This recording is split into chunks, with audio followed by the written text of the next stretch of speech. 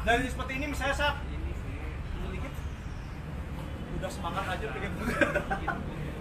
Di sini kan dia masih belum kena saya nih. Nah, ketika dia berpikir untuk masuk, saya gunakan ini untuk menghalau pedangnya, dan ini saya gunakan untuk dan ini harus dilakukan dalam satu hitungan, sehingga ketika dia seperti ini gitu ya, langsung masuk. Ketika ini sudah masuk, boom, dia mundur, sikat terus sama kayak tadi. Jadi nggak ada yang indah dalam street fight, guys. Tidak ada yang indah dalam pertarungan jalanan. Yang ada adalah violent. Makanya Sifu David sering bilang sama saya, Wing Chun diciptakan untuk menjadi violent, kejam dan brutal. Sehingga ketika kayak tadi misalnya ada gini, saya langsung wah, saya tahan, saya sikat, pam, saya sikat berkali-kali. Sehingga yang terjadi adalah pedangnya akan hilang.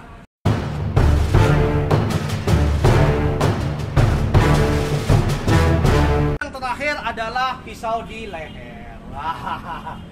Pisau di leher. Oh ya, pisau di leher ya. Ya. Pisau di leher konsepnya persis sama kayak tadi yang namanya cekikan. Oke. Konsepnya adalah ininya sama. Nah, jangan pernah seperti ini bahaya, apalagi gitu selesai kan.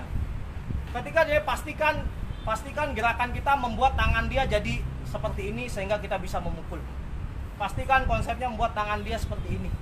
Oke, sehingga ketika dia ngambil pisau seperti ini, sambil saya gitu. Ini tangannya, saya belum mukul. Kalau Anda cuma melakukan seperti ini berbahaya. Karena dia bisa, betul sekali, Anda benar. Berbahaya. Tapi yang harus Anda lakukan adalah ketika dia seperti ini, dan Anda bawa seperti ini pastikan Anda lanjutkan dengan pukulan. Sehingga ketika dia seperti ini, yang harus dilakukan adalah bam. Anda bawa dia ke sini, kemudian dilanjutkan. Dar. Pisaunya sudah di sini, tangan kita udah masuk. Tidak selalu masuk. Ketika masuk 1, goyang, tambahkan 2, tambahkan 3, tambahkan 4, tambahkan 5, ini akan hilang sendiri. Oke. Jangan bermimpi sekali lagi untuk mengambil pisau, itu berbahaya sekali. Oke, jangan pernah bermimpi untuk mengambil pisau. Dan yang nomor 2, ketika Anda menghadapi penodongan pisau, kalau Anda ingin melawan, pastikan Anda punya pemahaman bahwa akan ada kemungkinan Anda kena beset. Itu otomatis. Jadi itu pilihan kita. Ketika kita ditodong pisau, akan selalu ada kemungkinan kita kena pisau. Dan yang kedua adalah pastikan dengan konsep-konsep yang benar tadi kita bisa terbebas dari serangan pisau. Oke, kita lanjut pada yang terakhir. Wah, udah lewat jauh ini. Kita lanjut yang terakhir. Pisau sudah selesai. Yang terakhir adalah penyerangan. Nah, ini yang terakhir kita, guys. Penyerangan. Ketika kita bicara tentang penyerangan, berarti kita berbicara tentang orang-orang yang memang niat melakukan serangan kepada kita. Yang nomor 1 adalah siapa yang mau melakukan? Ganti orang. Ganti orang. Jadi yang pertama adalah serangan tangan kosong, itu sudah pasti. Jadi penyerangan itu beberapa. Penyerangan terjadi adalah ketika orang memang sudah benar-benar niat mau mukul kita, itu realitanya. Sehingga ketika serangan kita sudah tidak perlu berpikir panjang lagi untuk melakukan counter. Serangan yang paling sering terjadi dari tangan kosong itu adalah boom. Seperti biasa. Nah, jadi pastikan, apalagi kalau Anda sudah tahu orang dari jauh tiba-tiba udah badannya udah langsung kayak gini, udah siap. Nah, ini Anda sudah tahu dia mau pasti langsung mukul. Sudah ketahuan tangannya mau mukul yang mana. Sehingga ketika terjadi seperti itu, Anda harus sudah langsung posisi siap. Jangan langsung mengeluarkan posisi seperti ini. Justru posisi seperti ini menghilangkan kesempatan Anda untuk melakukan first shot. Jadi ketika ada orang mau nyerang, pastikan posisinya tetap seperti ini. Seolah-olah kita tidak niat berkelahi gitu kan. Sehingga kalau ada saksi gitu kan, orang akan bilang, oh enggak pak, dia memang pengen bertahan kok, bapak itu yang menyerang gitu bos. Oke bos. Sehingga pastikan ketika ada orang niat menyerang, pastikan posisi tangan kita seperti ini terlebih dahulu. Sehingga ketika dia tiba-tiba menyerang, langsung saja, langsung aja sikat, pukul 1, 2, 3 dan sebagainya. Dan pastikan setelah itu pastikan Anda menyerang titik-titik rawannya, kemudian biasanya perkelahian pasti berhenti, orang pasti akan datang. Itu sudah dibahas di minggu lalu, cuma saya flashback aja sehingga teman-teman dapat paham. Kemudian nomor 2 adalah penyerangan menggunakan pisau. Nah, pisau. Ya itu aja nggak apa. Yang nomor 1, ini bukan film kungfu, ya. Wing Chun itu kungfu, tapi ini bukan film kungfu, ini realita. Ketika Anda ketemu dengan orang yang sudah menodongkan pisau kepada Anda, ya, jangan pernah berpikir untuk melawannya dengan tangan kosong. Jangan bermimpi. Oke, yang paling aman adalah cari sesuatu. Cari sesuatu yang bisa digunakan untuk melawan. Apapun yang ada, mau itu ini ini tempat dudukan kursi. Karena ketika kita membawa sesuatu ya dalam fight melawan orang menggunakan pisau, sebenarnya bukan masalah ininya. Anda silahkan coba di rumah. Jadi sebenarnya bukan masalah ininya. Sebenarnya ketika kita bicara pisau dan tidak pisau, itu sebenarnya masalah yang namanya mindset. Oke, ketika orang pegang pisau maka nyalinya jadi lebih berani dibandingkan orang yang tidak pegang pisau. Tapi ketika kita memegang sesuatu untuk counter pisau itu, maka yang terjadi adalah kita pun punya nyali untuk melakukan serangan. Tadi sudah sempat latihan pakai pisau beneran guys. Pisaunya tajam itu. Dan kita di situ terasa sekali perbedaan psikologis ketika kita menghadapi pisau dengan tangan kosong seperti ini dan menghadapi pisau dengan sesuatu yang kita bawa. Oke, ketika kita bicara tentang penyerangan menggunakan pisau, maka yang nomor 1 adalah pastikan kita mengambil sesuatu. Bisa ini atau bisa apapun. Kalau Anda pakai mobil, Anda pasti kenal kunci ini. Ya, kunci L untuk buka ban mobil. Atau kalau Anda naik motor, Anda pasti punya yang namanya obeng. Makanya cari obeng yang agak panjang sama besinya keras gitu ya. Itu untuk counter pisau. Kalau Anda bawa seperti itu ketika melawan orang yang menggunakan pisau, Anda akan lebih berani untuk menyerang. Berbeda dengan Anda tidak menggunakan apa-apa. Realitanya seperti itu guys. Jangan pernah berpikir melawan todongan pisau tanpa menggunakan senjata. Karena itu kemungkinan 50-50 kita masuk rumah sakit secara konyol. Oke ya. Jadi yang nomor 1, kalau ada orang menyerang menggunakan pisau, anggaplah saya tidak bawa apa-apa gitu, lagi di jalan, tiba-tiba saya ditodong, saya nemunya ini, saya hanya akan ambil dan saya gunakan untuk mengginikan pisaunya. Yang nomor 1 adalah pastikan ketika dia menyerang, enak kan? Tada! Ya, pastikan saya gunakan ini untuk menghalau pisaunya. Sehingga pisaunya dia, kalau ini keras, maka ketika saya hantamkan ini kepada tangannya, pisaunya pasti lepas. Ingat konsep sudut yang kemarin sempat kita bahas di video Journey 26.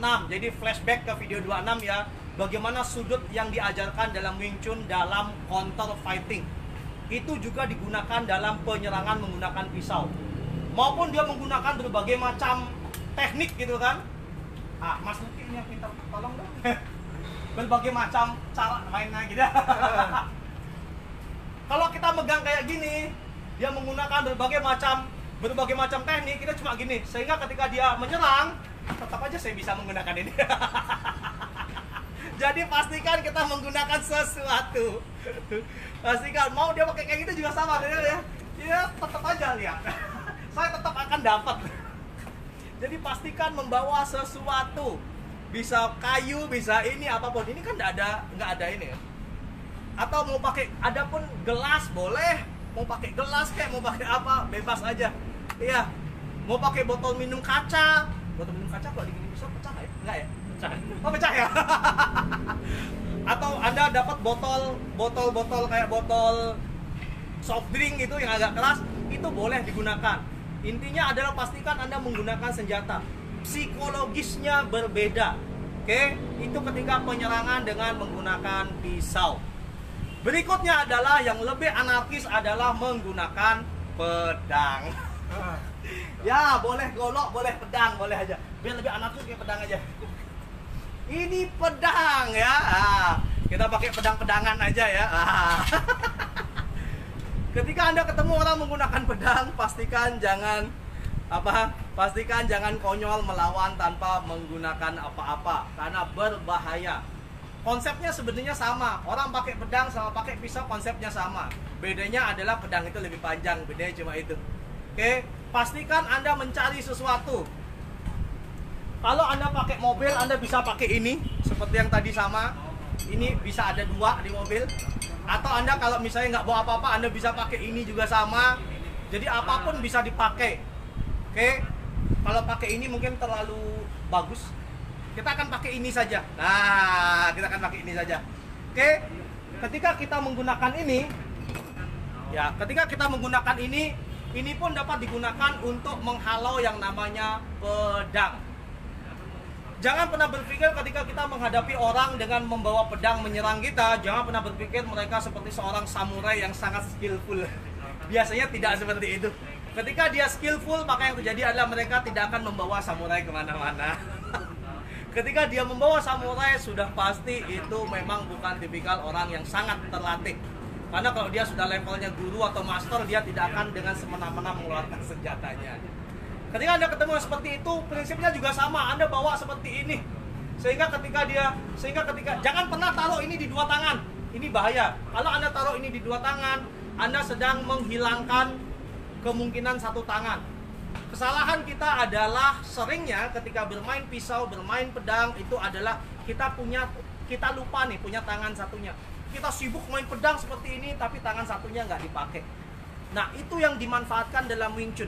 Ketika orang menggunakan pedang seperti ini dan saya hanya dapat seperti ini nih, ini kan nggak ada apa-apanya nih, ya, nggak ada apa-apanya. Ketika seperti itu, saya hanya gunakan ini untuk menghalau pedangnya. Sesederhana itu. Sehingga ketika dia agak jauh, ya, ketika dia bermain pedang seperti ini, ketika dia mau gini, saya hanya tinggal. Ya. Sebenarnya bukan masalah pedangnya. Lihat di mana saya menghalau pedangnya, tidak di pedangnya tapi di tangannya. Oke, ketika saya bisa halau ini akan masuk. Dahar. Fungsi ini hanyalah untuk membuat kita lebih pede dalam melakukan masukan atau pressure. Karena sebagian besar orang ketika main pedang itu mainnya adalah ya, dia lari. Guys, orang kalau main pedang dia nyerang kita pakai pedang, kita lari, itu senang dia gitu kan. Kita cuma pasti lari. Dan kita nggak akan pernah serang dia.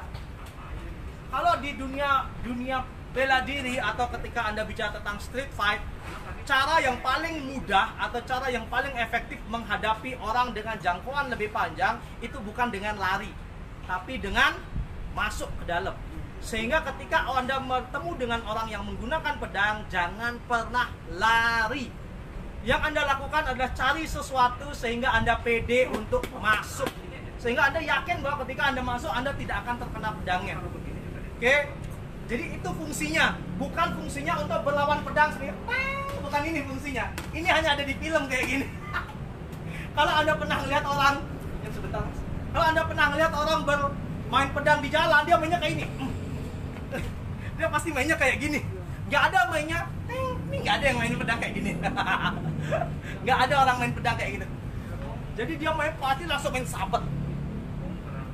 Jadi jangan pernah percaya film main pedang, karena itu semua hanya koreografi. Di real world, kalau Anda pernah ketemu dengan orang yang bawa pedang menyerang Anda akan tahu bagaimana cara mereka menyerang. Jadi pastikan cari sesuatu yang bisa melindungi Anda dan memberikan rasa aman bagi Anda ketika Anda harus masuk. Karena sekali lagi ketika jangkauannya panjang, jangan mundur. Kalau mundur kita bahaya. Masuk ke dalam. Sehingga ketika dia main seperti ini, nah dari seperti ini misalnya saya sedikit udah semangat aja pengen. Di sini kan dia masih belum kena saya nih. Nah, ketika dia berpikir untuk masuk, nah, saya gunakan ini untuk menghalau pedangnya, dan ini saya gunakan untuk dan ini harus dilakukan dalam satu hitungan. Sehingga ketika dia seperti ini langsung masuk. Ketika ini sudah masuk, boom, dia mundur, sikat terus sama kayak tadi. Jadi nggak ada yang indah dalam street fight, guys. Tidak ada yang indah dalam pertarungan jalanan. Yang ada adalah violent. Makanya Sifu David sering bilang sama saya, Wing Chun diciptakan untuk menjadi violent, kejam dan brutal. Sehingga ketika kayak tadi misalnya ada gini, saya langsung wah, saya tahan, saya sikat, pam, saya sikat berkali-kali. Sehingga yang terjadi adalah pedangnya akan hilang. Oke guys,